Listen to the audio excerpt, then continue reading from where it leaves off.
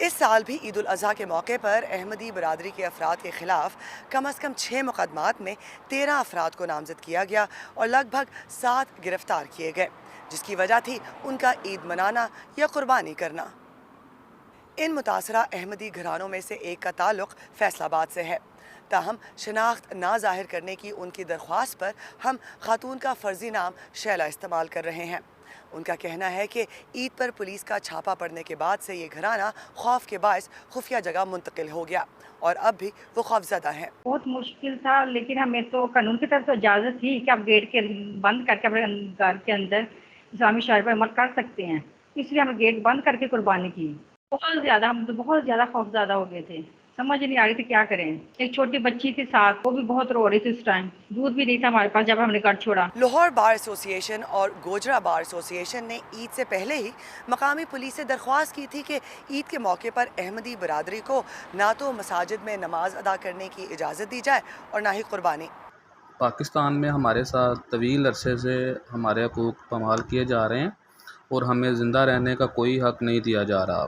جو احمدی برادری ہے ان کو مطلب کہ اپنے جو مذہبی جو بھی ہے مطلب کہ ہمارے مذہبی جو بھی ہم اپنی عبادت ہے وہ نہیں کر سکتے، اور اسی وجہ سے ہمیں عید الاضحیٰ کے موقع پر بھی جانوروں کی جو قربانی ہے وہ کرنے سے منع کیا گیا ہے۔ اور ہم نے جب اپنی چاردواری کے اندر قربانی کی ہے تو شرپسند عناصروں نے جو ہے نا کال کی ہے پولیس کو، اور ہمیں مطلب کہ پولیس والوں نے ایف آئی آر بنا دی ہے۔ پولیس ہمیں بار بار تنگ کر رہی ہے اور ہم گھروں میں بھی محفوظ نہیں ہیں۔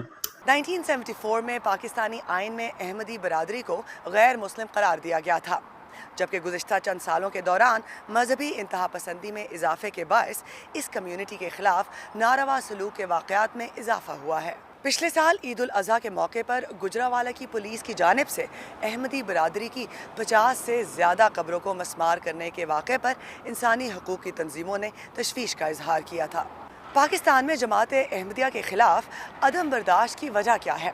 یہ سوال ہم نے پوچھا مذہبی اسکالر حسن غامدی سے۔ ریاست کو یہ حق ہے کہ وہ محض اکثریت کی بنیاد پر کسی کمیونٹی کے بارے میں فیصلہ کر لے کہ وہ دائرہ اسلام کے اندر ہے، دائرہ اسلام سے باہر ہے، تو پھر اس کے کچھ نتائج ہیں جو نکلیں گے، اور وہی نتائج ہم دیکھتے ہیں کہ پھر نکلے۔ تو ہمارے ہاں جو سب سے بڑا مسئلہ ہوا، ہماری سوسائٹی نے اس چیز کو ایکسیپٹ کر لیا کہ یہ ریاست کا حق ہے، جبکہ ہم کیا کہتے ہیں؟ ہم یہ کہتے ہیں کہ ریاست دو ہی صورتوں میں لوگوں کی زندگی میں مداخلت کر سکتی ہے، یا تو کسی کی حق تلفی ہوگی یا جان مال آبرو کے خلاف زیادتی ہوگی۔ یہ ریاست کی جورسڈکشن ہی نہیں ہے کہ وہ آگے بڑھ کر لوگوں کے کفر و ایمان کا فیصلہ کرے۔